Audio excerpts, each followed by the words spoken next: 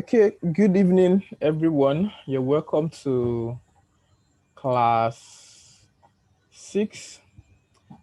And today, as we discussed yesterday, we're going to be setting up a replica domain controller, right? So this is 12 minutes into the class.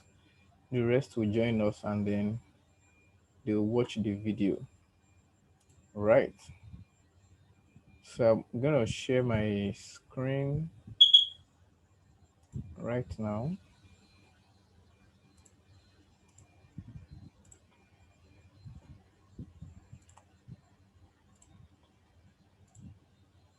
Okay, so you cannot see my Windows, my Word document, right? Can you all see the file that is opened?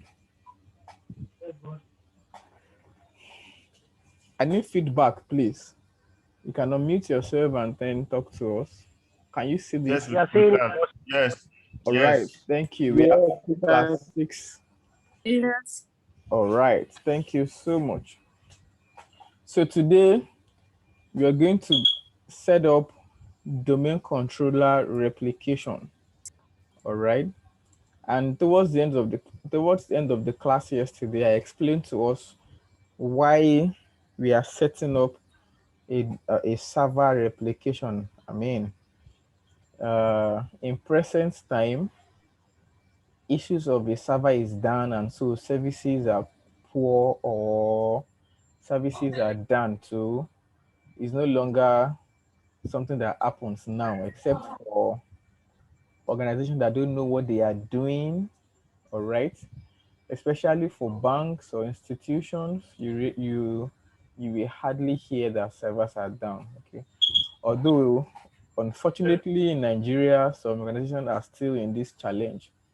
Right, someone trying to register UTME, they will tell you during the day you cannot load because too many persons are on the server.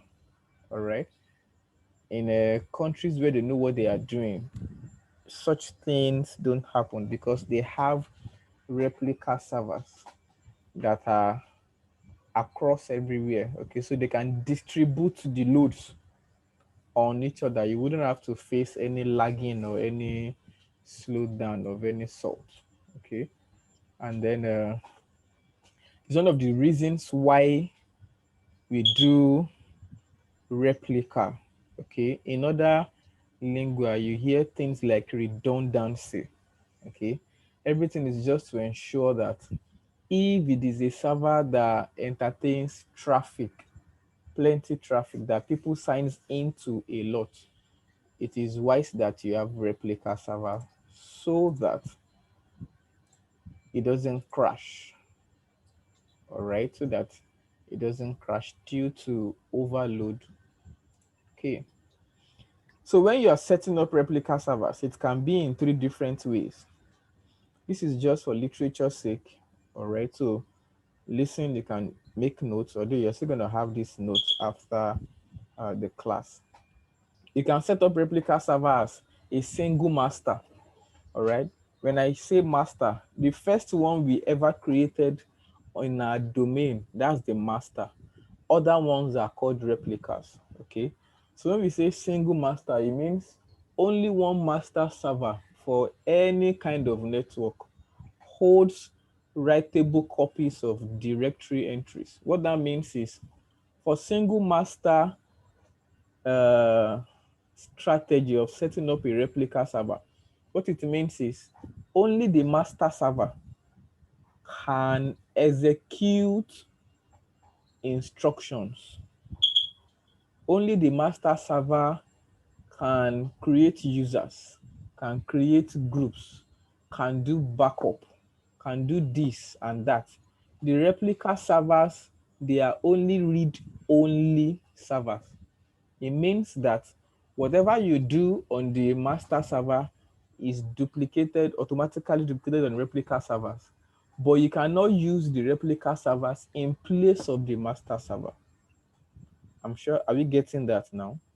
All right. So The disadvantage here is that if the master server goes down, it still affects the whole services. It's just that by the time you set up another master server, you will not need to begin to configure. You just move everything you have on your replica server, you move them into the new master server. All right. So you can also say a single master strategy of setting up replica servers is similar to backup. That's one. The second strategy is floating master. Floating master strategy of setting up replica server is similar to single master, but when master server goes down, replica server can automatically take over as a master server. All right, so it means that floating in, when you design your replica servers using the floating master approach, it means that all replicas on that domain, they can also execute directory files. They can take actions. They can carry out instructions as you give it to them. Unlike in single masters, in single master, only the master server can carry out instructions. In floating master, both the replica servers can carry out instruction, but they will not carry out instruction until the master server is down.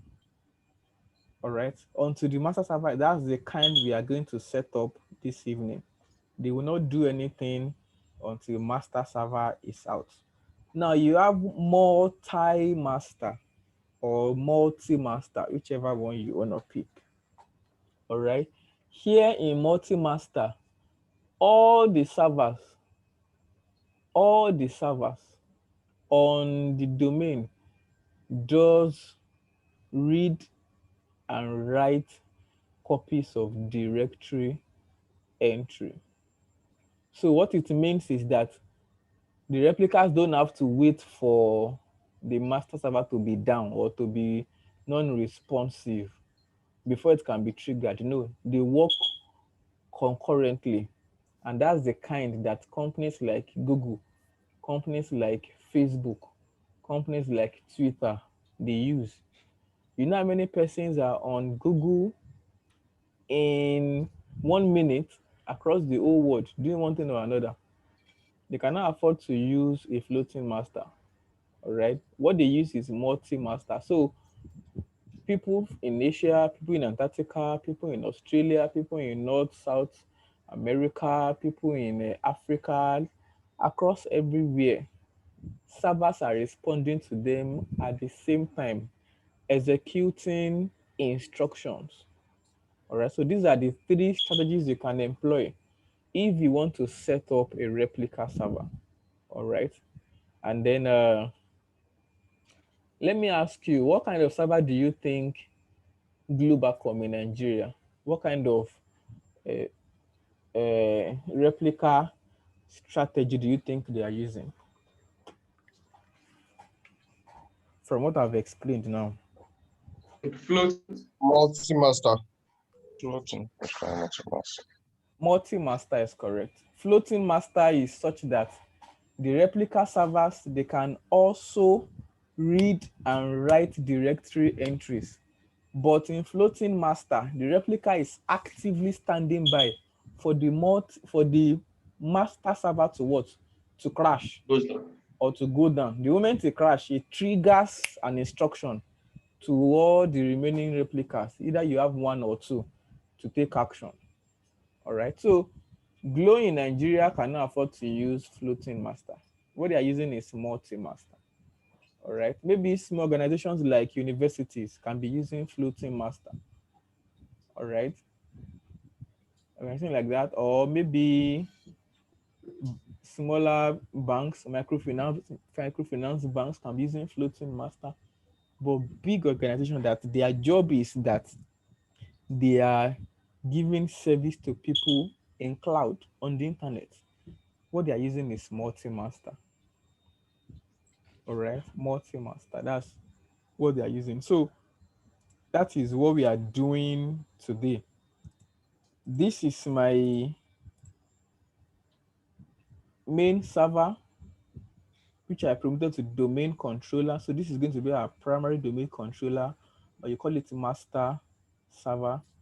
And I've set up the second one, which is going to be the item server 2. All right. So remember what I said in class yesterday, that you should create another virtual machine, a server, install your Windows server on it, you rename it, do all the necessary things we normally do, like how it can maximize, and stand by for the class this evening. Who was able to do that? Was anybody able to do that?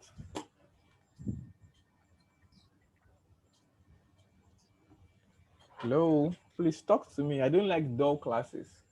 Please give me feedbacks. Let me know that I'm in class. I installed the server. Okay. So you are standing by for us now. Thank you. Who else was able to install second server? Or you're waiting for the 2 classes today so you can kickstart your labs? All right, so far, can someone tell me what a multi-server is? A multi-master. From what I've explained so far, what is a multi-master? And at what point will you deploy a multi-master?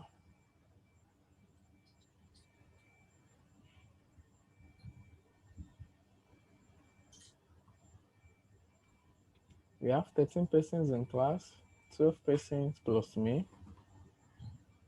Does anybody know what a multi-master strategy means when you want to set up replica servers? Okay, can I try? Please try. Okay. So just like the way you explained, you said the multi-server servers, they are, big organizations that want to set it up, organizations like Globalcom, Google, Amazon, because they have a lot of billions of people operating at it, and they can't afford to go down for any few minutes or any few seconds. The floating servers are servers whereby it can still be run by universities due to the fact that whenever the master server goes off, shuts down rather, the replicant can automatically pick up, and it's just only read only. You can't write on it. You can't give instructions to it. But for the multi-server, you can read and give instructions to it. Okay, so thank you, Mr. Aaron, but you mixed it up at some point. So I'm going to say that, recap all this again. In setting up replica servers, there are 3 strategies you can deploy, right? There are 3 strategies you can deploy. The first strategy is single master. The second is floating master. And the third is multi-master. In single master, there is only one master server on the domain and maybe 1 or 2 replicas on the network. And in single master, only the master server holds writable directory. Only the master server can take instruction. So let me say West Africa Examination Council. They have a server that is hosting registration, a web server that is hosting registration of WASE, all right, for students in West Africa. Okay. And they set up replica servers. Okay. And their replica server is such that the strategy they use is single master format. What it means is only the master server under their network will be able to what? Accept payment, all right? After it accepts payment using your voucher, login voucher, which you bought from the bank, it will now give you the registration page where you can register, where you can upload your pictures, all right? Then where you can pick center you want to write the exam, all right? Now the replica servers on that network, what they do is, it is only a read-only kind of server. So what it means is, as it accepts your voucher, reconciles it with your name, it backs it up on the replica server. When you upload your picture, it backs it up on the replica server on itself as well. Are you getting me, class? I'm trying to, Yes. all right. So if for any reason that master server of WAEC goes down, if it crashes, that is when you begin to see error. Is that 404 or 504? All errors, because that server is down. Now, the replica servers could not rise up to the occasion because they are read-only servers. They are not writable servers. They cannot execute instructions. So that is the idea of a single master. It is cheap. That's why you have something like that. Now, why will you now say, so what now happens when they now set up another master server again that can execute, writable, whatever?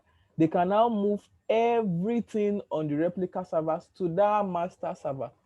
That is why when WAEC director now says, okay, so students, welcome back. Our server is back up. You can continue registration. When you put in your voucher, it still recognizes you as who you are because there was some sort of backup on the replica server. But you will not know that the replica server exists. All right. It is only the IT guys that know that, okay, so we have replica server. So once the master server is back up, we can, if we lose all the whatever we have on the server, we can move it from replica server back to the master server, or they just go ahead and convert one of the replica servers to a master server. That means they give it instructions to become writable as well. That is replica. That is single master strategy of setting up replica servers. Now, the second strategy is floating master. All right. In floating master, you have the single master and you have other replica servers that can also execute instructions. They are not only read only, they are writable as well. I hope you understand what I mean when I say read and write. Yes. Yes. Okay, the non-IT people in our midst, do you understand what I mean by when I say read and write? Okay, read only means is that you can't give them instruction. You can only see what is on it. Yes. All right. Write means that you can give them instructions, you can give them commands, you can create users, you can create group, you can say you want to pay for your NEPA bill and accept it. They have the back end, but I won't go into that now. When we go higher in DevOps, you begin to understand this thing better. So in floating master, should the master server goes down, the moment master server goes down, there's something they call latency, the time of which an instruction goes and returns back with result. It is already configured with that master server. All right. So it depends on the threshold they set for it. So let them set something like, okay, on this master server, if people query this server and within 2 minutes, 2 minutes is even too much in real world, say within 10 seconds, it did not return result and other people queries it. If we are unable to query this server in, let's say 30 minutes, assume that this server has problem, send instruction to the replica servers to take over. and begin to act as another master server that can also read and write. So in single master, the replica servers cannot take instructions. They only read only. But in floating masters, the replica servers can take instructions as well. But they cannot take instructions until the master server is down for any reason. Maybe it crashed, or Israel bombed Gaza and the master server is in Gaza, and the server is in Gaza. All right, maybe something happened. I hope you've gotten the two now. So still in the case of WAEC, all right, floating master strategy says that the moment this main WAEC.com, all right, is not showing us anything within 5 to 10 minutes, assume that this server has problem. What do you do next? Please send instruction to order the next replica server to take action. And that's when you hear someone say, around the money I did it, the server was not responsive, it was slow. And someone say, well, I just did my own now and I was able to register. All right, that's it. The third strategy in setting up replica servers is the multi-master. Okay, multi-master says that there are plenty masters, all of them are masters. Okay, so in that place, latency is like, let's say, 2 seconds. As long as a internet provider is good, the moment you query the server, it gives you results. There's nothing like we are waiting for one to crash or another. One may even crash and you will not even know. Nobody will even feel it on the system except for specific server guys that is monitoring it, and they will know that, okay, the server in UK is down, but you will not know even if you are in UK, because other servers around UK, they are responding to it, except if they conditioned IP addressing to it. Okay, there's a way you can set IP address such that if a server is serving UK, you can say only IP address coming from UK zone should be able to query this server, even the same company. But if that's not the case, a multi-master server says that all servers are acting concurrently. Okay, and that's the kind that big boys, big companies, they use, and it's expensive. So in order of economic whatever, I want to blow one English now that it's not going right with my head. Expensivity. Please pardon me. Single master is cheaper than floating master than multi-master. All right. The most expensive is multi-master, and you should already know the reason why that is. Okay. Is this explanation clear now? Do you think I've tried? Yes. Please Yes, give me. you have done justice to it. All right. Thank you so much. So we are moving on. That is what we want to do to create replica server today. We are going to create new machine. We will load Windows Server 2016 on it. We're going to rename the server and we'll connect the two servers. So let's look at this. We assume that we have created a new server machine and we have loaded 2016 on it and we have renamed it. So what we want to do now is we want to what? We want to connect both servers. So today, all of us, we are working together as we have always done. So who's going to, what do we do first if we want to connect two virtual machines for them to be able to communicate? Who can help us with what to do? What do we do first? So this is my master server and this is my second server, which I want to make a replica server. So class, we are now together now. What do? I want these two servers to be communicating.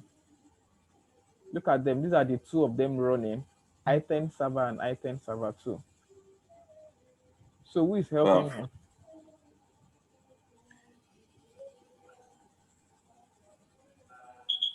Someone wants to help me? Please help your brother. I want to connect to the two servers. What do I do first? I think we need to check if both the network adapter, if they are on host only. Oh, excellent. Excellent. Who is that person, please? I think I want to be awarding choco points to participation in class now. And maybe after the end of the module, there can be something good.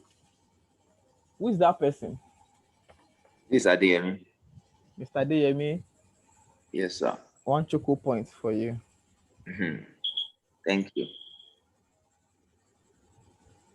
All right, so we have to check if the Ethernet card that can enable them to communicate are enabled. Of course, on the first master server, it will be enabled because we already connected it with the client.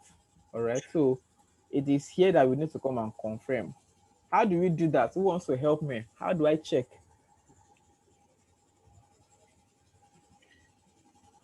We'll go to machine, I guess. All right, I'm in machine. Settings. So this is the division of labor now. Mr. Deyemi, start it. Network. Mr. Aaron Network. is taking it. I Network. like that. Oh yeah, network. Then Okay, adapter yeah, one, it is then attached to. All right, so advanced. Yeah. adapter one is what? It's done here. Okay. Yeah, it's not. So you have confirmed that on the 2 servers, the adapter that they will need to communicate within the network, they are enabled. What do we do next?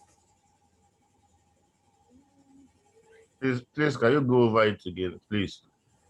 All right, so we have a master server on our network. Our network, item.com. Now, we don't want to wait until we begin to have traffic on this network and it crashes before we set up a replica server. So what we did was we set up another server now, which is item server 2. Now we want to make this item server 2 a replica domain controller so that everything we do here, it will replicate it on the second server. So in case this server goes down or is not responsive, our replica server can take over. And that kind of setup I just explained is called a floating master replica strategy. So now these 2 servers are up, but we want to ensure they are communicating, they are seeing each other. And the first thing, as Mr. Adeyemi said, was that we need to confirm if the Ethernet card responsible for machines to communicate within, match my word, within, not outside network, within the network is enabled. And that's what we just confirmed. We came to machine, settings, and from settings, we came to network. Look at adapter 1. It is on host only adapter. This is the right Ethernet card that will enable machines, devices within the network to communicate. But sorry, what about the other time? I think we made mention of NATs also. Yeah, so NAT is what enables machines to communicate with other or outside the network. Okay. But now it is within the network. So NAT is maybe you want your machine to connect to the internet. It is outside our network. Okay. Okay. I understand. Yeah, you're welcome. So let's move ahead. Now we have confirmed the 2. What do we do next, please? Let me try.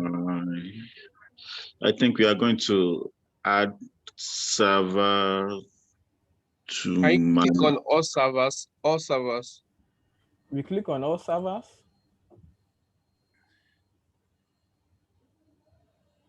What are we doing? No, I think we have to go to local server the same way we local server to Just tell me find what out we want to ways. do first before we go and do it. What do we do next? What do we do next? I think Okay, we need I to think we need add to change the feature. name of this system, of this You server. change the computer name. You No, change the name just- of the server. Okay, The so server name. don't worry. Assume we have changed it. That's Then- just cosmetics. Okay, Then I assume we think we are should add features. features. No. We want these two servers to see each other. We have checked. We have enabled their Ethernet card. What next? Remember, we said we need three things. I think we assign Establish network. We have Someone is IP saying address. something. Who said IP IP address. address? Said. Okay, Mr. Said, one choco point for you. Okay, thank you. You're welcome. I'm enjoying this, okay? And this is how it is in real life. When you have an issue in your department, in IT, what you do is you brainstorm, right? You sit down, you reason it out. Okay, you don't just jump on the computer and begin to press. It means you don't have direction.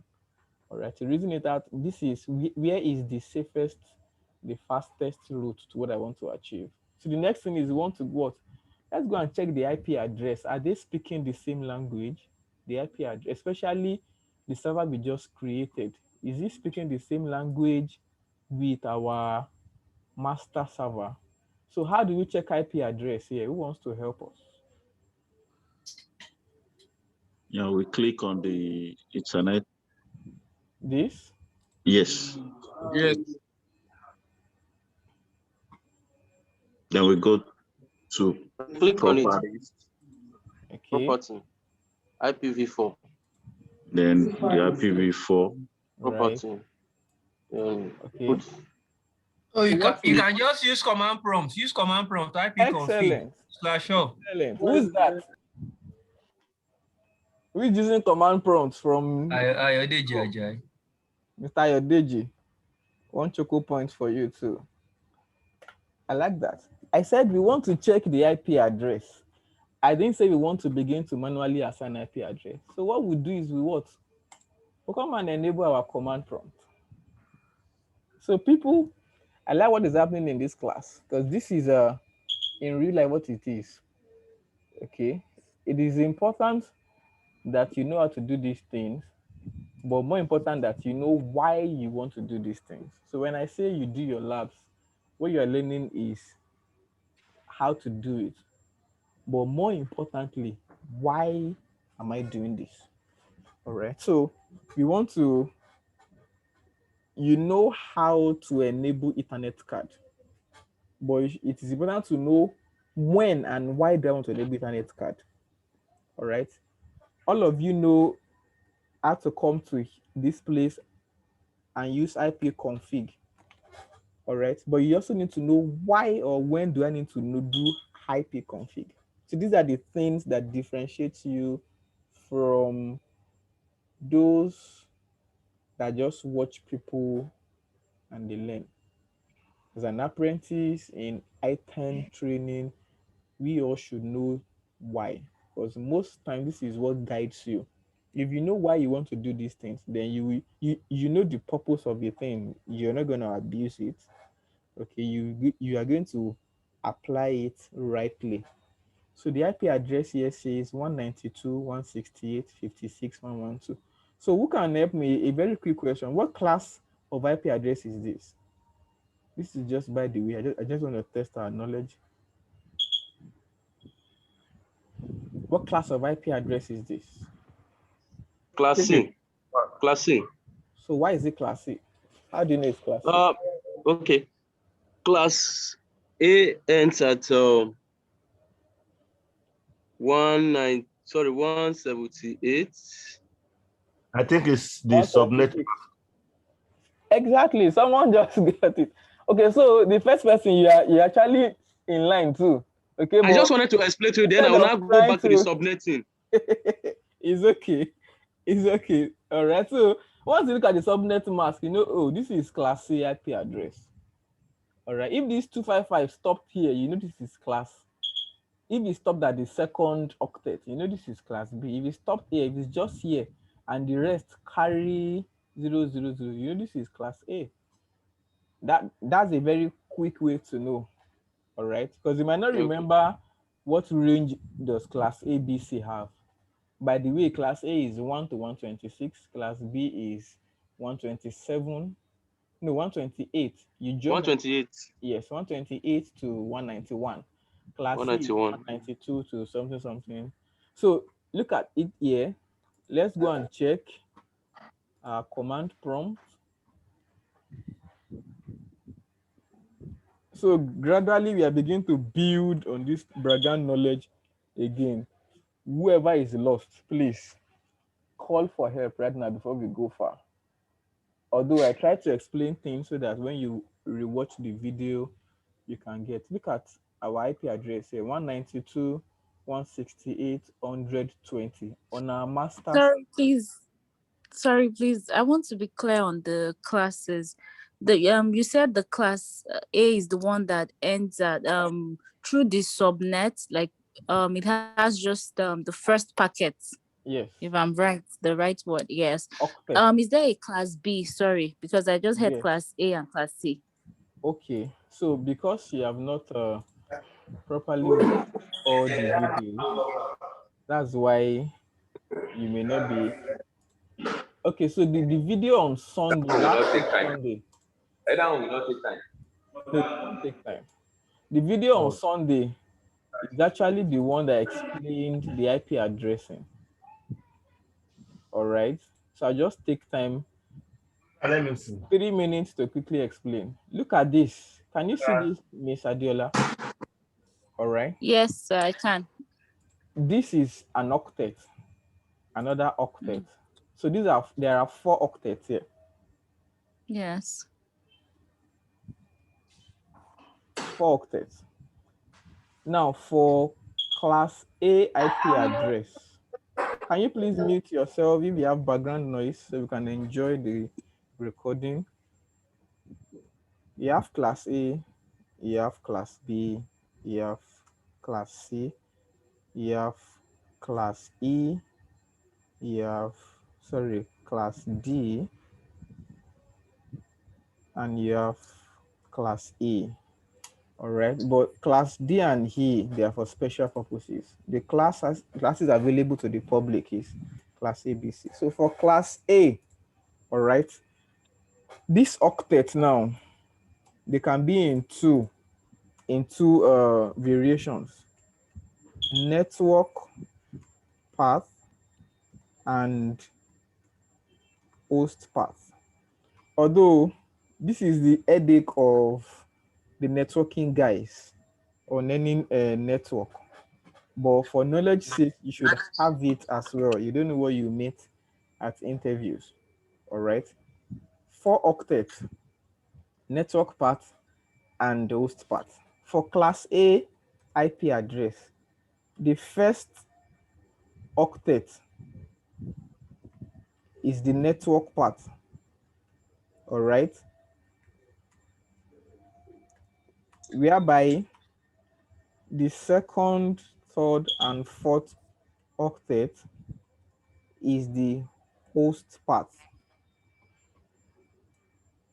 Now, on any class of IP address, the network path are always constant because it is what gives direction to the query that is coming. So if you query something, what it first is, it looks at what class of IP address is it. Okay, it is class A. So if it is class A IP address, it knows that for me to get a direction to where I'm going, I first need to look at the first octet. If it looks at the IP address and sees that it is class C IP address, then it knows that for me to get good road to where I'm going, I have to look at the first 3 octets, the network part, so I know which of the network my query is going to. All right, so class A, B, C, like that. The difference is class A IP address can accommodate more IP because the network part is only the first octet. So you can vary other things in the second, third, and fourth octet. Each of these octets can occupy up to 254. Imagine if you vary 254 things for this, and you vary it here for this again, for the host part. The host part are variable, they change. So for a company like Glow, they might likely be hosted on class A or class B IP address, because the moment you buy a SIM and it is inserted in any device, immediately it assigns IP address to that device. For class C IP address, it is only their fourth octet, which is the host part, because for class C IP address, the first 3 octets are what? They are constant. Only this one change. And if they are constant, what it means that you will see here 255, 255, 255. What it means is the first 3 octets, they are all full. You cannot alter them, because we said each octet can occupy how many? 254. So itself and one more, that is 255. All right. So that's a quick explanation. By the time you watch last Sunday class, you're going to see I use analogy of people coming from southwest, coming to south. Wherever they are coming from in southwest, Lagos, Oyo, Ondo, Ogun, Ijebu, Ekiti, they must pass through Benin Road, wherever they are coming from. So it means that the network path for people coming from southwest to south and southeast, the network path is what? Benin Road. That's how you have it in IP addressing as well. All right. I hope you get something from there, but not to worry. When you watch that video, you're going to understand better. So from here now, once you look at the subnet mask, this is a class C IP address. You can either know from here the subnet mask quickly, or you look at the first octet number here. Where does it range? Okay, so for Mr. Adiola, another thing I didn't add is for class A IP address, the first octet ranges from 1 to 126. For class B IP address, the first octet, this is the first octet here, it ranges from 128, sorry, it ranges from 128 to 161. All right. For class C IP address, it ranges from 162 to 1 something something. If you check out the internet, on the internet, we're going to see it. All right. So you can either know which class the IP address belongs to from the subnet mask, or from the first number, or from the first octet. Which number it falls, which range it falls within, tells you the class it belongs to. Okay. So now we are moving ahead now. We look at our master server, 192.168.100. That's the network path. And we look at the second server, 192.168.56. Do you think they will communicate? They won't, Why? because of the third octet that is still the network part is not the same. All right. So you're right. A simple response is they are not on the same network path. Simple. They won't communicate. All right, because this is a class C IP address, 192, and it means that their network path must be constant. Here 56 and here 100, so they cannot communicate. All right, so which of these two servers do you think we are going to change the network path? Server The 2. replica, server 2. All right, thank you. So we now come here. They need to be in the same subnet. Thank you. They need to be in the same subnet. So we now come here, say, give it 192.168.100. That one is 20. 100. Let's give this one 25. All right. If we say tab, automatically the subnet populates itself, because from here, you already know that, okay, this is what? A class C IP addressing.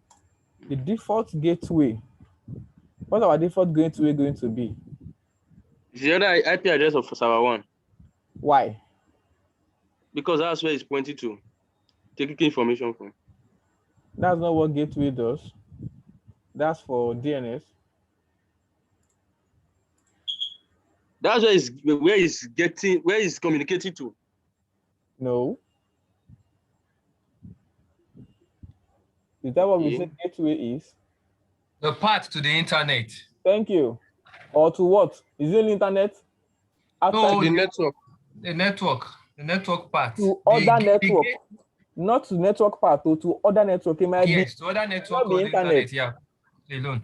All right. It might not be internet. It might be. So gateway means that okay. So if server 2 wants to go out of the network, not within the network, out of the network, go and follow server 1 gateway. But in real life, this gateway is always put on the router. But for this our training, we put our gateway on our what? On our master server. Yeah. So the DNS, what is going to be? Is it itself, or is going to be? So we also say you want to look. 20. You are searching for anything. Look within the what? Look within the master. Within me. No, this is not within me. If it is within me, what will be here will be 25. Okay. All right. And by the time we come back, you would have changed everything here to 127.0.0.1. Okay. Right. But here we say, okay, still look within the master server if you need anything DNS. Okay. All right. And now they bear the same thing. We say what? We say okay. We say close. Look at here, is the internet here is identifying, is trying to look around. All right. So it has say, okay, oh, what you ask me to connect to is who? Is server 2. All right. Either you say yes or no. It's here in server 2.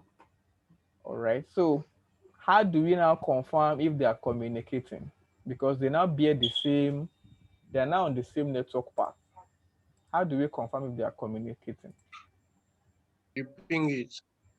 You ping the IPs. Okay. You tell net. Okay. So if you ping, look at the internet status here. They are receiving packets. It Yes. just shows you that this thing is working, even if you have not pinged. Can you see it? The sent and the received. It is receiving what? It is receiving packets. It just shows that okay, there is something, there's communication happening. All right. So, but let's ping to be sure. CMD command prompt. I want to pin this to taskbar.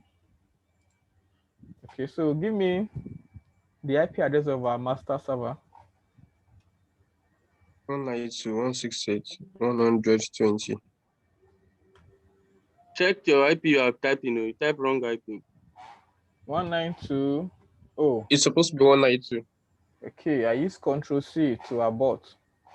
Ping 192.168.120. Viola, can you see that? Okay, so let's check our progress so far. We have what? Connected both servers. The next thing we're gonna do is what? We join second server to the domain. Who wants to help us? Okay. We want to join this server to the domain. By the way, what's our domain name? i10.com. i10.com. Thank you. So now let's join this server to the domain. How do we go about that? Who is helping us? You go to the manage. Go back. I'm back. To your dashboard. Click on manage. On manage. I'm on manage. What do I do? Okay. You had server, right? No, not yet. You want to join to the domain. No, not yet. Go back. Go back. Go back. Go back. Go back. Go back. I'm back. Computer. Go to computer side. Go. Click on the folder. This is my server. I don't need to click on this folder. You can do that on your client. Okay. Right, so click on computer Click name. on work Where you group. have computer name. exactly, computer name, right, or work group. Either one will take me Yes. to the Click on same place. our work group. Yes. Whatever I click Mm. on here will take me to the same place. Okay. So for those that like this, all right, what do I do here? Change. Change. What next? Okay. You click on Change. domain. Change the Member domain. of domain. Good. What next? Then change the item.com. Change the name first. item.com. Change if you want. You can change the name from here. Item.com. You can Item.com. change the computer name from here. Yeah, so you can change it from here. Okay, so let's change computer name because that person is insisting we'll change computer name. What do we bear now? That Let's will make bear- us reboot the system. We will have to reboot the system before it will work again. Yeah, so we have to reboot the system. No problem. We'll use that to answer questions. Item server 2. Item server 2. Right? Yes. Okay. So do you need to put the domain now? No, you can't do that together. No, you restart the system first Yes. to append your name, your computer name. So while that is happening, I can take question, please. Let me take question. Ms. Adiola, do you understand how we come about class ABC server? It is not also, there's actually a committee on IP addressing. Just like you have IEEE, IEEE, there's also a convention on IP addressing. Someone can help us find out. I don't want to do that because this system will not begin to hang now. This one is responding well today. Let's manage it. Is Miss Adiola still in class?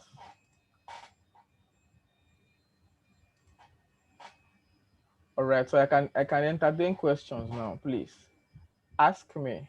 I'm here. So far, what we've done. Mr. Femi, Yes, sir. sorry. I chatted your brain a bit. So it's not about the question. You told me you send me a link. So that I can get it told me you send a link so that I can have access to the class 4. The Google form. The class 5 is on our WhatsApp group. I'm talking about class 4. I chatted you up. I told you about the situation reports that I've not been able to have access to. I've not been able to attend the class since Is that the Mr. beginning. Oshford? Yes. Oh, your voice sounds like Mr. Haron. All right, so we came early to class yesterday and we congratulated you. All Wow. right, Thanks. Item 5 schedule. Mr. Oshford has blessed us with schedule 5 baby. He have a new addition to his family, so let's congratulate him, please. Now that he's here. Thanks so much, class. Congratulations. Thank you, everyone. God's provision and blessings. Amen. Amen. Amen. So, I'll resend you the link, but the link is open as long as I have your email. But I'll resend it after this class. I think what I need is for you to fill the link to the Google form. I'll do that after the class. Please forgive Thanks so my much. oversight. All right, so let's move on.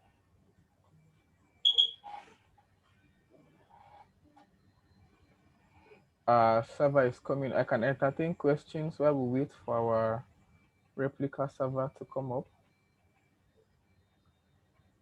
Anybody have a question? Sorry, my question is still on the naming of the servers. Okay. Yeah, there are 2 places that you try to name, so it got me confused. Okay, so let me quickly use this to show you how you name server is not the same way with how you name it on your client. How you name your machine, your server machine, is not how you rename your client machine. Okay. For your client machine, you have to come through this place. I can't see your cursor. Okay. Oh, maybe you should maximize your screen. Okay, I'm seeing now. I'm seeing now. All right. For your client machine, you have to come to the File Explorer. When File Explorer open, by the left-hand side, you will see this PC. You right-click on this PC and click Properties. This PC, you right-click and click Properties. All right. When you do that, you come to Change Settings. That is if it is your client machine. Yes. Or I can do this as well. But why go through that stress when I can always come to local server? Because this is your server. You will not see this window. You will not see this window in your client machine. Okay. All right. So being a server, you come to local server. You click on computer name, item, or whatever it is here at that time. You have renamed this. You can put a computer description. How you want to describe this is item schedule 5. This is not the name. This is just the description. That is just the. Yes. Okay. Item schedule 5 server. You now come to change. If you click change, domain cannot be changed another. Okay, no, it's not an issue. It's just telling that I cannot change this domain again. So see where I put the I understand it now. All right, so let's look at. So thank you very much. You're welcome, sir. I come to local server. This is up. You see, we have renamed our server, right? So what we want to do now is we want to join this server to the domain. Okay, and what do we do here is what? We'll click on work group. It brings us to the same place. Let's just give something to this, our replica. Let's say, let us describe it as item schedule 5 replica server. All right, so let's change it. We have changed the computer name. We want to add it to the domain. So you check domain. What's our domain name? Item.com. Thank you. The next thing you say is what? Okay. They need to ask you for that domain you want to join. It will ask you for the property of that domain. And what's the username of that domain? Administrator. Thank you. And you put your what? Your password. Say, okay. Then it tells you, welcome to the item.com domain. We were able to do this because the two servers are communicating. Thank you. They're on the same network. Otherwise, they won't be able to. So it says you want to restart. Okay, why not? Let's restart. Restart now. Does anybody know item.com? Does anybody know the IP address of item.com? Can anybody guess? 192.168.100.20. Thank you. Thank you. But it is the last one is not there. It stops at 192.168.100. Yes. The last one could be anything because I have not configured my web server. But I know that the moment I type 192.168.100, the network domain I'm going is what? Is item. Because that's the network part of that what? Of that domain. Are we appreciating this? That's it. So where are we? We have successfully joined server to the domain. Good. Next thing is saying add second server to local server on our PDC. Our PDC is primary domain controller, or you call it master domain.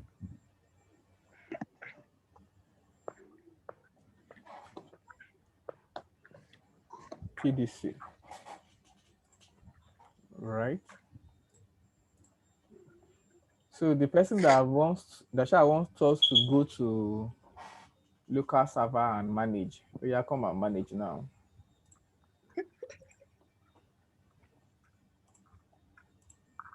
Okay, let me sign in into this. This is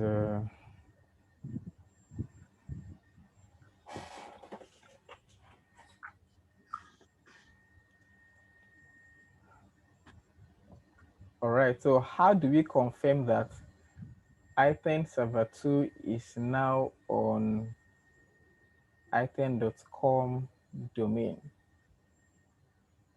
How do we confirm? You come, Look for check computer now. Go to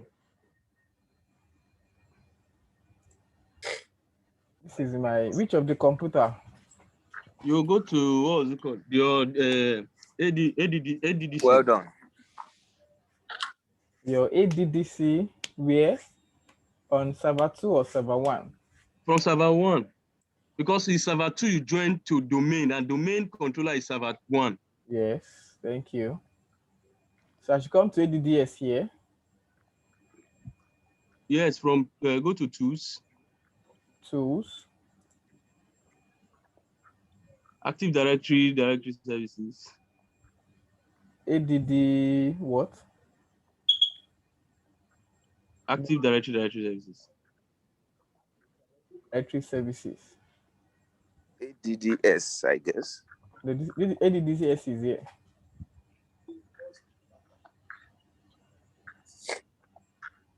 All right, don't bother. We'll get there. I'm going to show us now. You were actually in line at the initial time, but not this one. So this is our item server 1. Sorry, our primary domain controller on that domain. So from here, we can add the other domain that we joined to this. Sorry, we can add the other server that we joined to this domain from here. From your local server here, you come to manage. From manage, you say add servers. When you click add servers, this add server window comes up. If you don't know the name, don't worry, just say find now. If you find now, it will bring all machine on that domain for you. Domain. All right, see our item domain controller is here. See our item client. Who remembers our item client that we added initially is here. See our item server 2 is here. So which one do you want to add? We are adding servers, not clients. All right. Server 2. Server 2. Then you click on server 2 and you click on add here. If you click on add, it automatically moves it to the selected point. You say, okay. So Mr. Femi. Yes, sir. So that means if we have more than one server, from there you can add it immediately together. Exactly. Yes. Okay. And from here you can manage those servers. So if I come to all servers, can you see I am seeing my second server here? That's the replica. Are we in class now, everybody? Yes. This is my second server here. Before, it was just item DC. But now I have item server 2 here. So from here now, I can do many things. From here, I can remote work on this. All right, so let's just move ahead.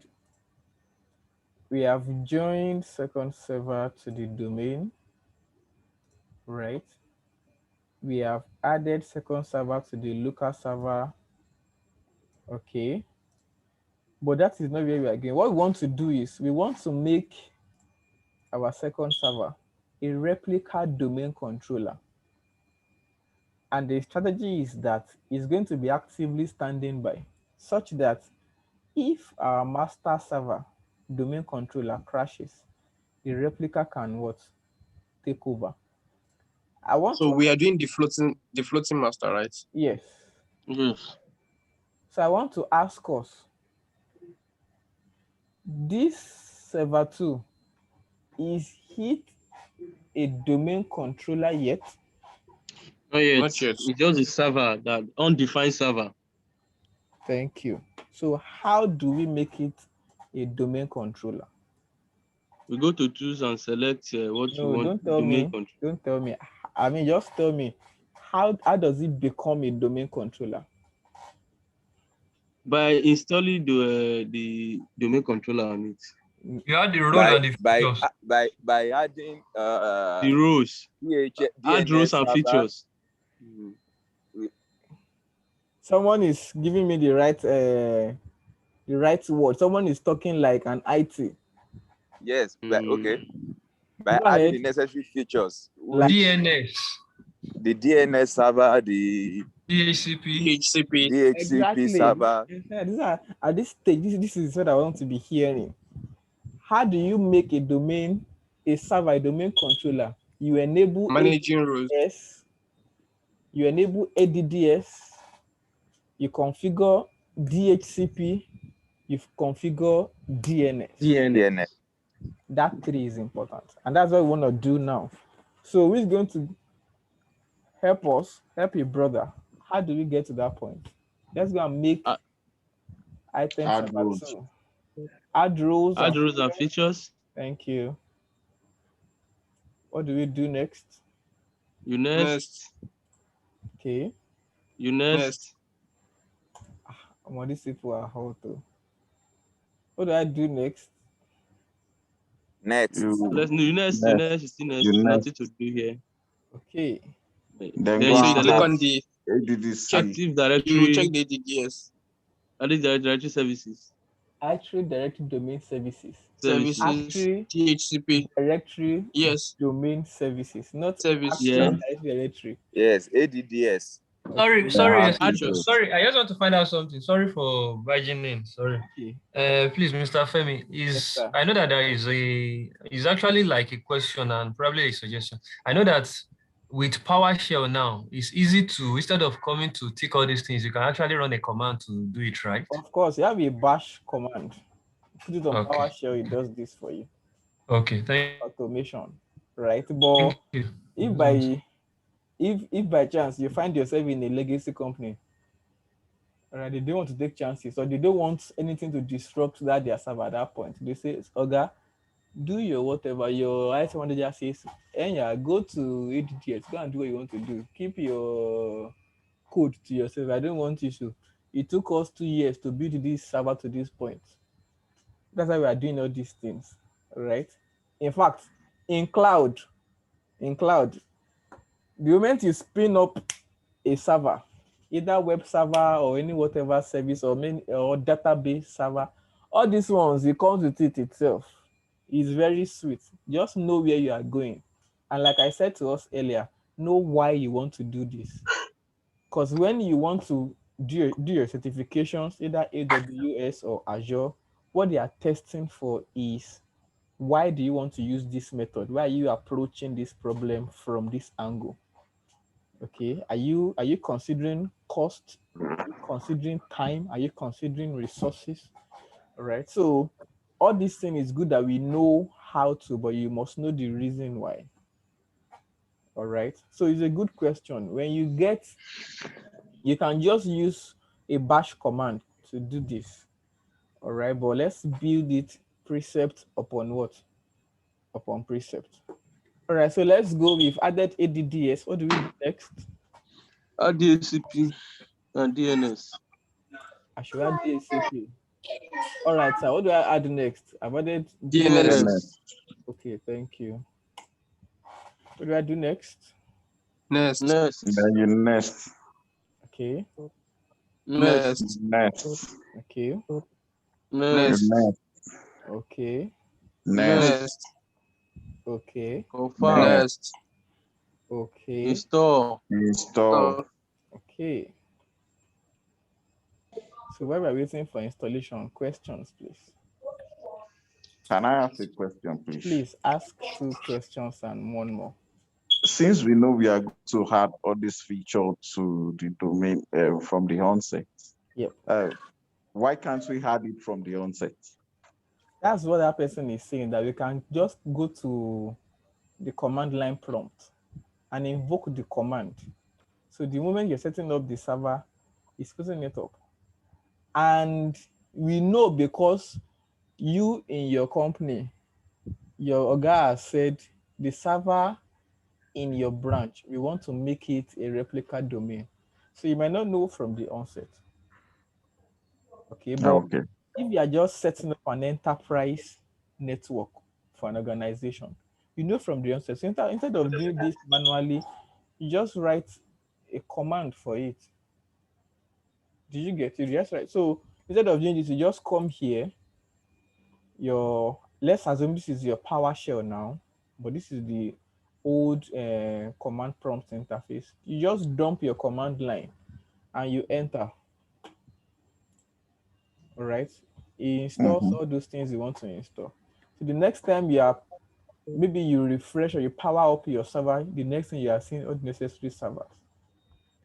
As a matter of fact, there's a company I was at, setting up a server, it doesn't take them time. So they cannot afford to do the multi-server. Okay.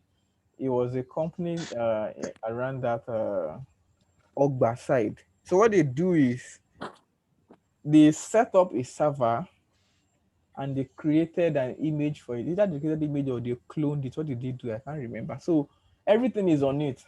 Once you just at the click of the button, it runs the server. It doesn't stop at running the server. It creates ATDS, DNS, it configures everything. So what you will do next, they have it in like a checklist of what you are doing next. You are not doing this setup again. So if that server crashes 3 times in a day, they can set it up back 3 times in a day. Do you understand? Because they have either created an image for it or they have cloned it somewhere. Unlike the trouble I have at hand now, look at this. Can you all see my cursor on my virtual box? This practice server here, it has crashed. I've been trying to bring it up. I've been doing everything. I was doing it until around 6 p.m. today. Okay, and what I've done on this server is a whole lot. I was using it to train someone. I've done a whole lot on it. So the best bet for me is to find a way around how it can come back up, but I've not been able to. Once I'm done with the class, I'll rest. Maybe if I wake up at night, I'll check it again. So we'll get to that point where you can clone server or where you can keep it somewhere. You can use PowerShell line or something. So keep the knowledge line open. When we get there, we'll show you. All right. So the person that asked, how do you repair your server? Once I'm able to repair this one, right? You just give me like $5. Okay, and I'll show you. $5 for that month. You have a snapshot now. It's too small, Abby. And you It's can too add it small. to $10. That's too small now. Oh, it's too small. Yeah. I didn't want to take so much from you. But once I repair it, I'll come and tell you. Because I, as a person, I like knowledge. And your advantage over the next person is what you know that the next person does not know. Koba Kaba. Right. Akane. Akali, thank you. All right, so we are still setting up. Is installing. You have questions? Okay, let me be following up and be doing my practice as well. All right, Miss Adeola, are you still in class or? I can't even do anything. My system is just hanging since. I am in class, sir. Do you understand what we've been doing so far? Yes. Thank you. So I've been able to set up my server 2. Okay. Let me quickly assign IP address. And no, go and check your Ethernet card first. The thing is connected, automatically connected. Oh, you sure? I Is can it- browse now from it. That means it is on NAT, not on host only. If it is on NAT, you'll not be able to connect it. It must be on host only. Sorry, Okay. Mine you was must. on NAT, so I had to change it to host only. Okay, so let me recap. Let me back up on that. It's not that it must be on host only. You can have two, Okay. 3 adapters, but Okay, it's on that. you must have host only one if you want devices within the network to communicate, and you must also have NAT if you want that particular machine to communicate with outside. All right. So what you will now ask me, or what that information tells you, is your gateway functions with your NAT. Yes or no? Are you joining it together? Yes. If you know what gateway does. So if you disable your NAT and use the gateway of your Of your host. of your host, can you be able to browse? You can check that out. These are simple tweaks that makes you vast with IT. Just Okay. look at So I should before different I scenarios. join this server now, I should change it to host only. Yes, that was what that. Oh, you have not joined the class then. Before you can No, join I wasn't. devices within the network, It has to be with the host. there must be an Okay. adapter that bears host only. Host. Mm-hmm. You can also have a second adapter. You can have a third adapter, but there shall must be an adapter that bears host only adapter for devices within the network to be able to communicate. Okay. And that was what we did when we wanted to join our client machine to our server. But hold on, no. When we wanted to change that, yours was there already. Because I already set my own up. Okay. Remember I told you to go and set your own up. It's just that I didn't tell you to go and set up the Ethernet. I already set my own up. What you will find there by default, now I get. Yeah. What you will see there by default is NAT. NAT, yes, that's what I saw.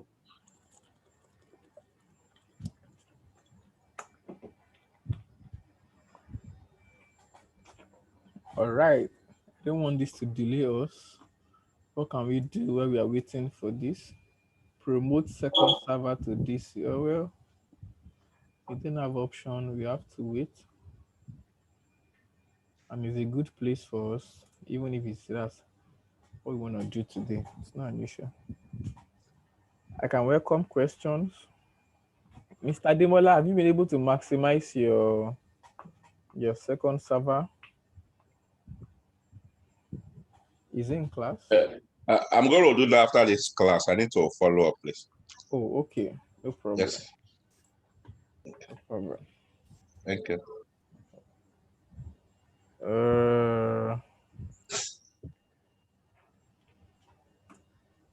Which one is cheaper? A single master strategy or multi-master strategy? Single master. Single master.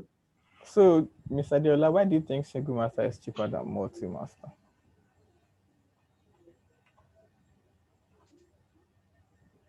I think basically because it can only do read only, if I'm not mistaken, and then right. yes, and also it's on like the multi server that doesn't wait for the server to crash, like it just needs a trigger. That one has to get command like before it can be activated. Right, you're close, but you did not really hit it. And the word is the solution is from the name. Single master just have one master, one system, one master. Okay, you get. And when it crashes, it don't crash. No, motor don't jam, it don't happen. But in multi-master, you have many master servers littered across the network. Okay. Who knows the IP address of Google? You type it the other day now. We are going to ask Google. 8.8.8.8. Yeah, I was expecting that 8.8.8, but do you know that Google have more than They have 3 IP multiple. addresses because they are on multi-master. Okay, so can someone pick up their phone and say Google IP address? You will see 8.8, you will see other ones that instead of typing www.google.com on your browser, if you type each of those IP address, it will take you to the home page of Google. Right? That's to show you that Google is on what? Is on multi-master. They are not only on 8.8.8. All right, so this is done. We'll say close. We're back in class now, people. Let me hide this. We say close, right? What do we do next? Our notifications. Yeah, we do justice to them. All right. So the first thing Then is you click complete DHCP. Yes. configuration. All right. We do that. We are expecting a Then you command. commit it. You're going to commit it. Next. Commit it, you say next. All right. I know you've not seen this before. All right. So the reason why we are seeing this is because we are trying to promote it to a domain controller. And the domain we added it to already have a domain controller. So it's going to be asking us plenty. The name of that one. All right. So this user here, you say specify. Right. If you say specify now, it should bring you. All right. And then what do? You put in your administrator. Then stored.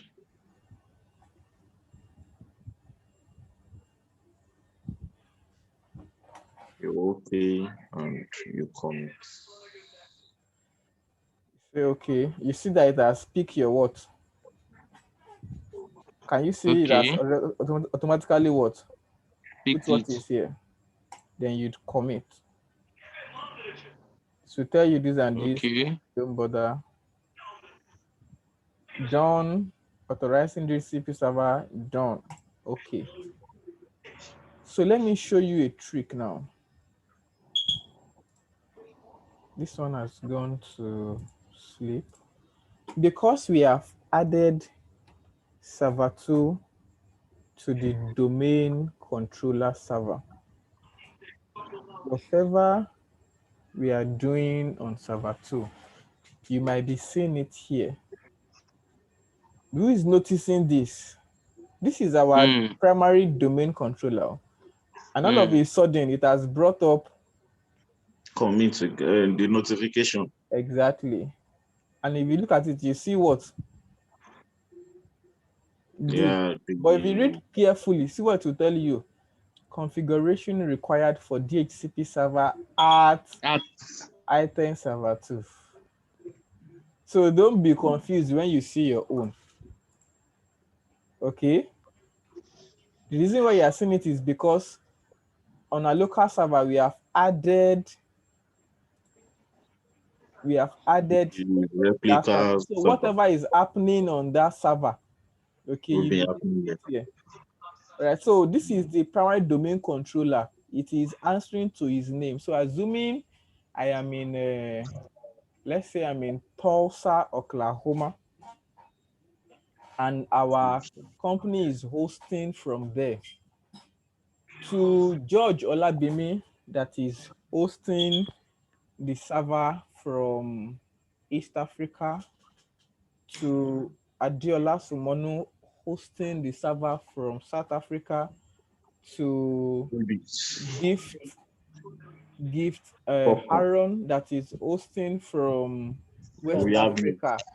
I'm able to see all their servers here. All right, because the moment I promote them to what they were install their server, I added them here. So if anything is happening to server 2, maybe server 2 is in West Africa, I can see it here. So I can call Haron like, oh, what's happening with your server? I can see something is happening. Oh, I'm trying to do that. All right, well done, good work. So you see whatever is happening in this place. So let's go back to our server 2 and move But ahead. basically, we've been working on server 2 since. Yes. And we are back to server 2 now. I just needed to come and show us that, you know, this server, it is because we are training. No? These two servers, they are not in the same location. No? Exact question. You said? Okay. Just like a confirmation. I just want to confirm. You know, you made mention of those servers in different locations. Yes. So which literally means that their network adapter will not be on that. I don't get what you mean by it will not be on NAT. I'm asking, like, that means the network adapter for each of those servers will be on, I mean, it will be NAT. No, it will be host only. Who's Even your for the fact that they're in different location. Yes, now who's your host? Your host is your domain, and item.com is the one hosting all of you. Okay. All right. And you can have 2 adapters. You can have 3 adapters. But in real life, these things are configured probably on your router. That's the job of your router. In real life. All right. In real life, it's just for you to plug into the network and start your own job. Nothing concern you for the networking. Thank you. That's the job of networking, guys. All right. Networking. You said? No, I said that's the work of the network team. Exactly. And to provide now, this one that we've done now, they now provide is a load balancer. Oh, don't worry, we'll get to that one. ALB, the automatic load balancer. We'll get to that one. All right. So the essence of having this server is such a, so here I said the method we want to adopt is floating master. But if your organization is big, if it is large, most of them adopt what? Multi-server, multi-master. Like Glow now, I think Glow is using, not I even think, I'm sure Glow is using multi-master. All right. Glow cannot wait until the server crashes before it queries another standby server. No. All right. And as Glow is operating in Nigeria, the server hosting them might likely be where? It might be in Egypt. The server hosting them might be in US. South Africa. You said South Africa, right?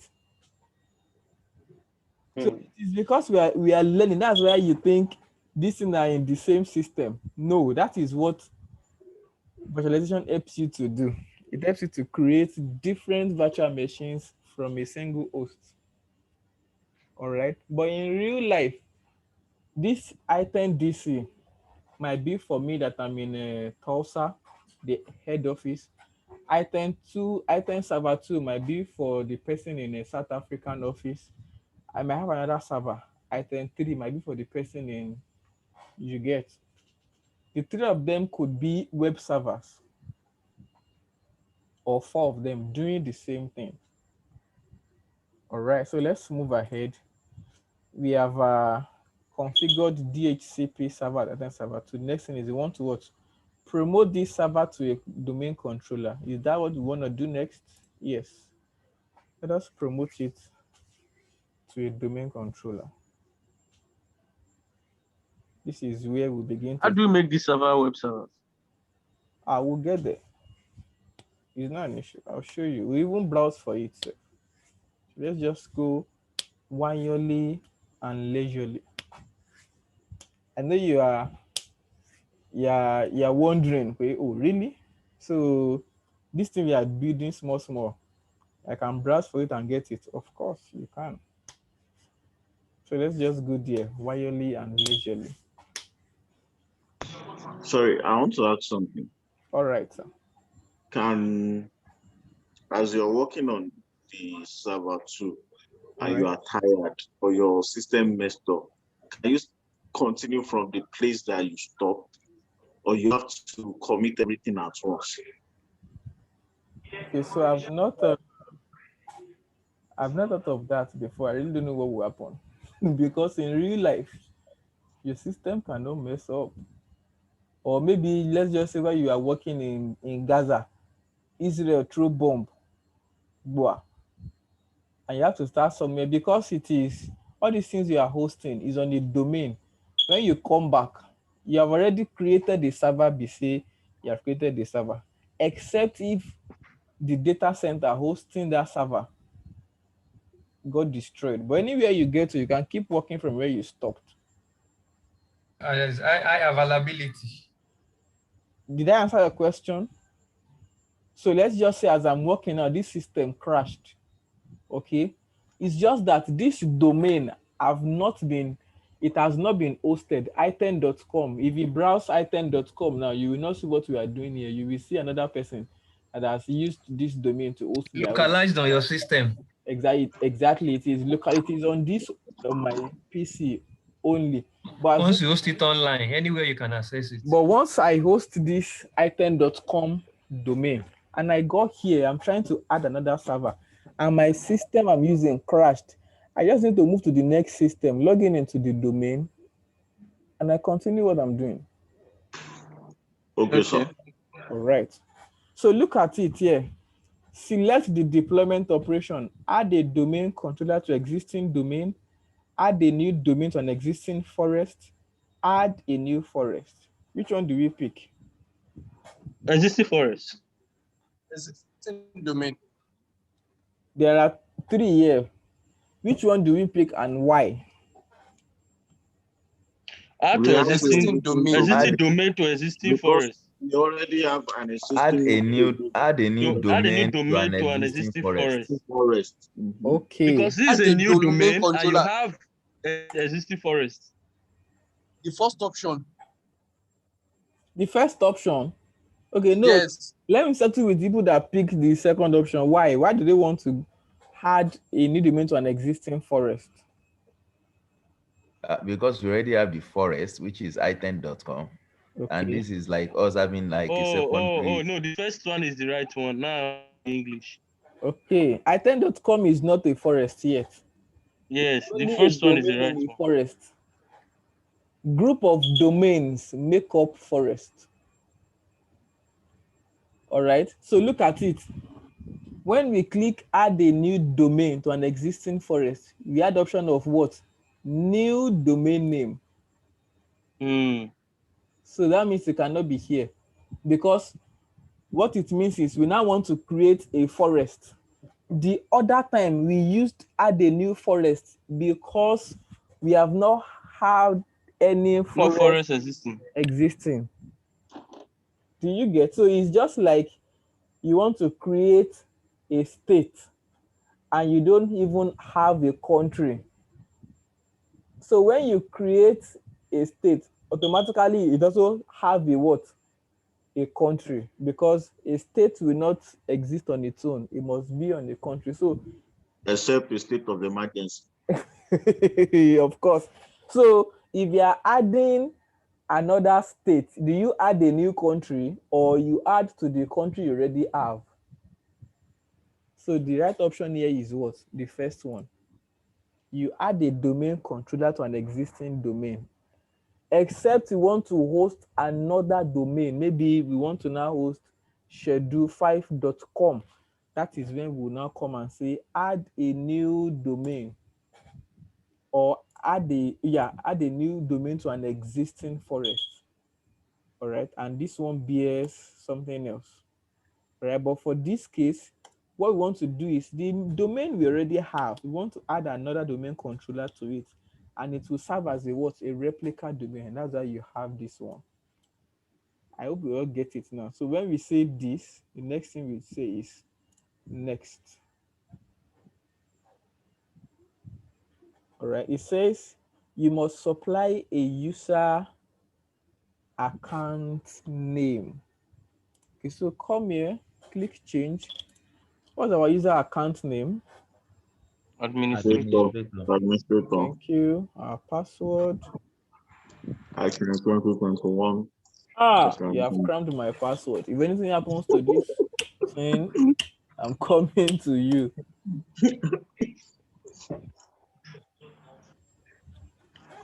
All right. Done that. We'll say next. All right. So at this point, it will now ask us, type the directory services restore mode password. So to be on the safe side, I'm going to type the same, I'm going to use the same password I've been using. Okay, but in real life, you can tweak the password to save yourself. Okay. But if I forget the password, what will happen? Yeah, your own, no. I don't know what will happen. No, there are password recovery stuff you can run. But this one, I'm not sure. Let's move ahead. A delegation of this DNS, don't worry about DNS, we'll configure DNS separately. Next. So look at it. It's saying specify install from options. Replicate from where? Where do we want to replicate from? The only domain we have so I10 far DC. is here. So this is where you want to replicate it from. You say next. Right? Yes. Or this one. Next. Next. Next. Next. Let's check if he's gonna approve us. You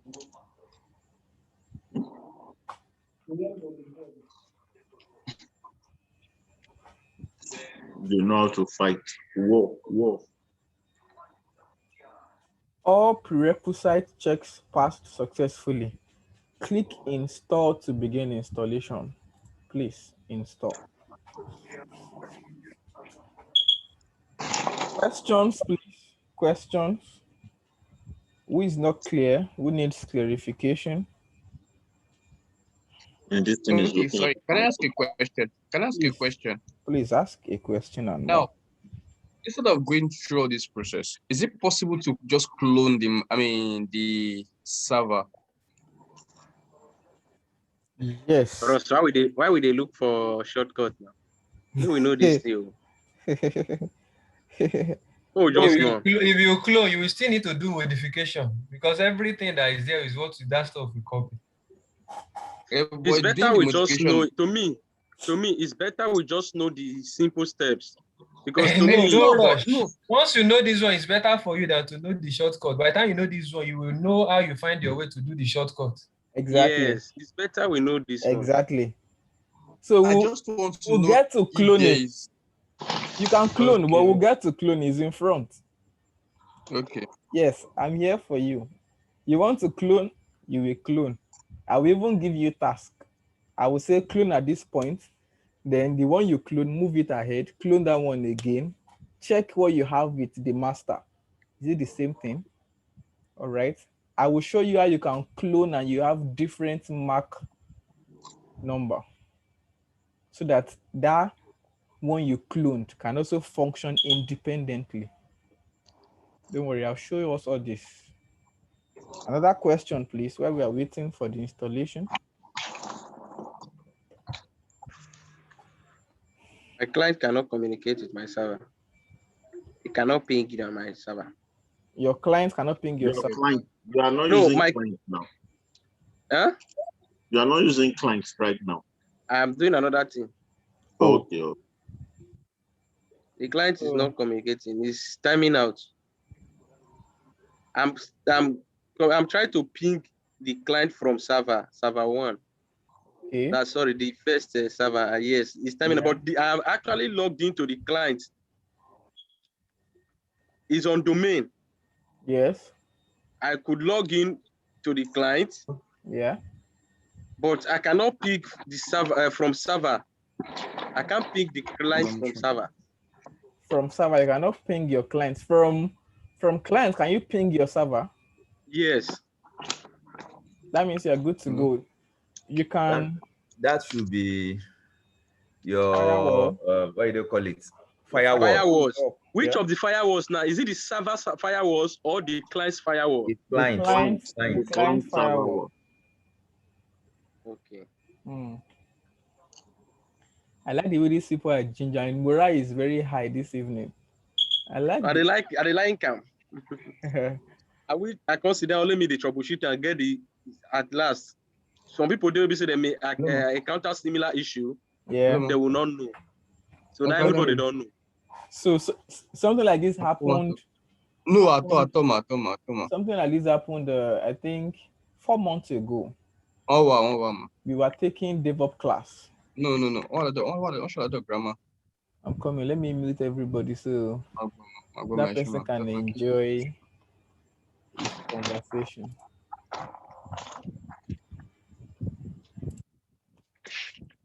Right. So we were taking DevOps class, and then I think we were working on Ansible. So if you sustain this interest and this morale and this ginger, by the time you get to DevOps, it becomes very interesting because you're working with many tools.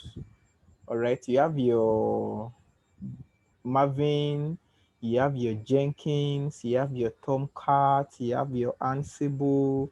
I mean, you have your GitHub. See, when you begin to discuss at this level, you are proud of yourself already. You can begin to look for, let's say, $150,000 per year job. I mean, on the international market now. But where I'm going now is troubleshooting. Our Ansible will not deploy our server.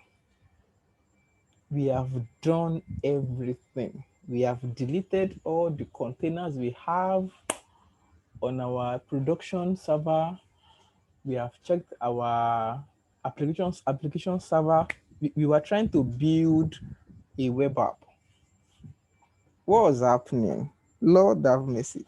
I and two other guys, his name is Muyo and the other guy is Emmanuel. For I think about 2 hours, we were there troubleshooting, and we will not break until this thing is like it was more or less like a target or like a project for us that we must do this. You know, someone just said, wait, do we have a Docker file? No, these are guys that we thought, oh, okay, at least we can rub shoulder when it comes to DevOps. And we are trying to deploy Ansible, and we don't even have a Docker file. Can you hear me, guys? I'm talking to myself. We can hear you since you mute us, but we can hear you. Oh, we can hear you. No, I muted everybody so that the person speaking with his mom could enjoy his conversation without us eavesdropping. All right, so when the person, we look at each other, at the three of us, like, for real? So wait, we were trying to work on Ansible. We didn't have a Docker file. No web app target note. What were we trying to do initially? All right, so it's just like it is your, let us assume it is your 6th month into network administration, and you want to network 2 devices within the network. You want to make them communicate, and you are doing everything on IP addressing when you have not even enabled Ethernet. All right, because at 6 months into whatever you are doing, you are no longer considered a newbie or a fresher. You consider yourself as at least if not professional, intermediate level, and that kind of basic thing should be something that naturally comes to you. And you are sweating on trying to make you have brought down all the firewall, both firewall for your client, both the one for your server, and you've not even done the simple basic code. That was what happened to us. So where I'm going is when you troubleshoot together, okay, you enjoy IT work. All right. But when you troubleshoot alone, frustration, frustration, frustration that if we just one day, I picked my laptop and I flapped the upper part in my office. Here on board, though, I was on board there. People rush me, I say like, okay, what's happening? I say nothing, I'm fine, I'm fine. I just got frustrated, like what have been worrying me, one simple thing. The moment I discovered that thing, I just closed my laptop. You'll be angry with yourself. Is it because of this that I? I just flapped it, like that I'm done for today. And this small thing, and I'm here 1 hour 40 minutes sweating. Like, how can I not do this? But that's the interesting part of this work that you do.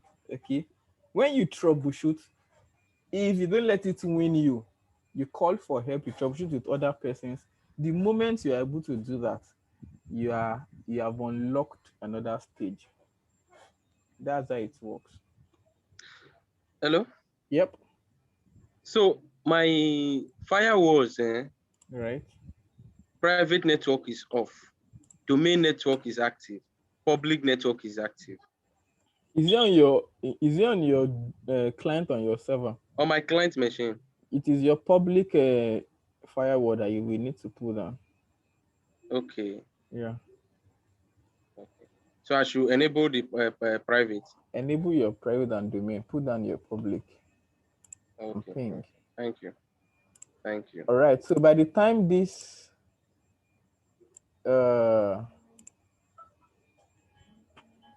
by the time our second server comes up, it would have been a replica domain to our server 1, and we're going to confirm that. All right, we're going to confirm that this one is still here. Let's just allow this one to come up. By the time if I refresh this, I expect this caution sign here to go off, because what is asking us to do, we have already done it. Okay, so I'm still waiting for our item server to come up. Okay, let's see what we've done today. Promote second server to secondary domain controller. We've done that. We just want to test it. So when you do a thing, what do? You test. All right. This one is still refreshing. Okay, this one is still trying to set up. Okay. How can we test here? How can we know we have replicated what we have here in this place? You can add user. Yeah, and check if the user is on the other side. That's true. We can do that. But even before we do that, why don't we go and check the user? By shutting down, we can shut down server 1 and see if server 2, and put on our client and see if we can connect. Oh, fantastic! With our clients. I like that idea, but you're right though. Time has gone. So when you do that, okay, Mr. Haron Gift. Yeah, boss. When you set your own up, let's do task wise. Your task is create user on your primary domain. Check your secondary domain, refresh it. You see if the user there exists. Okay. Okay. The second person is that Mr. Dimola or Mr. Said? Or Mr. Adeyemi? Adeyemi. Okay, Mr. Adeyemi, your own is what you said. Power down your primary domain, power your secondary domain, right? Power your client and log in. Let's see if you can log in as a user on the domain from your client. Did you get that? Yes. Okay. Who else wants to take a project after doing this? There's another way you can do it. You can create a user, power down your primary domain, power your secondary domain, create a user on it, go to your client and try to log in. It is similar to Mr. Adeyemi's task, but it's not the same. For Mr. Adeyemi's, the user you are logging in on your client is created on the primary domain, but you should be able to see it on the secondary domain. So our secondary domain is up. Let's see what's the caution sign that we are having here. Oh, he's saying complete. I thought we completed this. Okay, let's see what it's going to give us. Next. I thought we did this.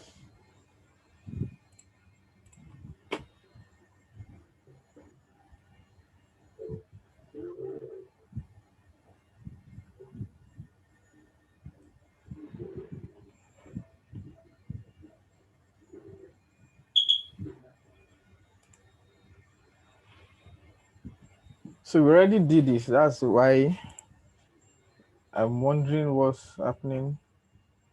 Authorizing DHCP server failed. The specific servers are already present in DSL, so there's no need to do it. We already have it. All right. We just didn't, we were not just patient enough to complete it. We already have it. Okay. We already have it. Cancel. Look at it. Configured, completed. So it wasn't an issue. We just needed to be patient to allow it.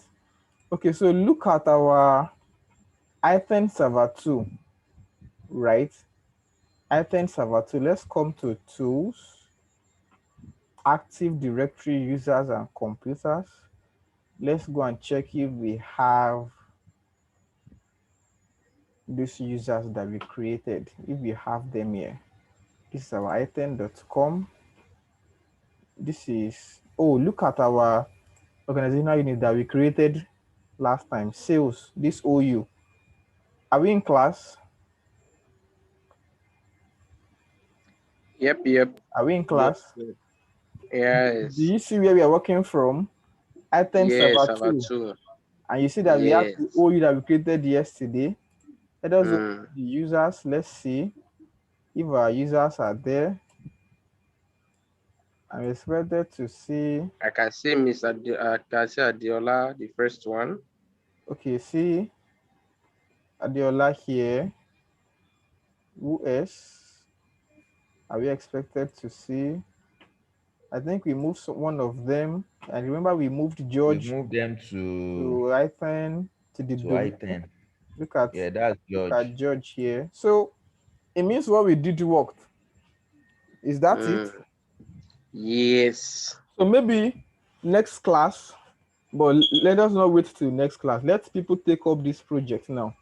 Since George is here, okay, how about if we power down this?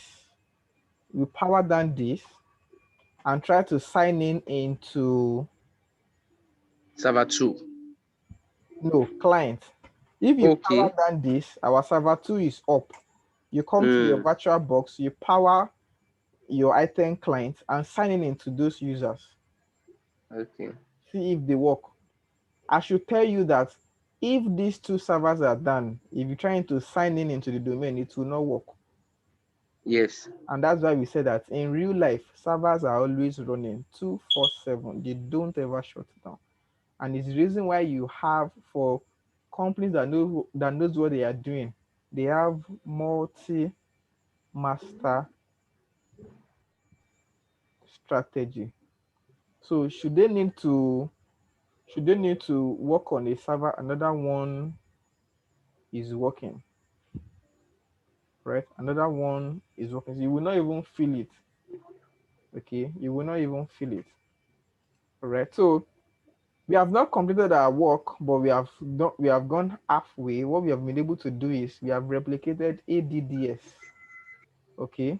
So next class we are going to what? Okay, test if replication is working. It actually works. Yes, we have. Yes. All right, but I've given Mr. Aaron and Mr. Adeyemi task to do. Please take your time and do it. Not only them, the rest of us can also do this as well. Okay, so just see if your replication is working. All right, so next we're going to replicate DHCP on the second server, DNS, and we're going to test if they are working as well. Thank you very much for coming to class.